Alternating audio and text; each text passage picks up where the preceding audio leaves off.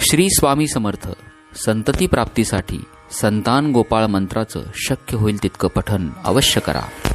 देवकी सूत गोविंद वासुदेव जगत्पते देहि मे तनयं कृष्ण त्वामहं शरणं गता. देवकी सूत गोविंद वासुदेव जगत्पते देहि मे तनयं कृष्ण त्वामहं शरणं गता. देवकी सूत गोविंद वासुदेव जगत्पते देहि मे तनयं कृष्ण त्वामहं शरणं गता.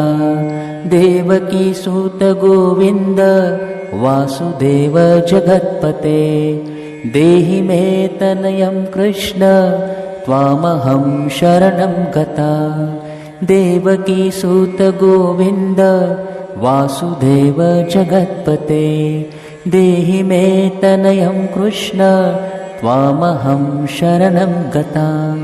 देवकी सूत गोविंद वासुदेव जगत्पते देहि मे तनयं कृष्ण त्वामहं शरणं गता.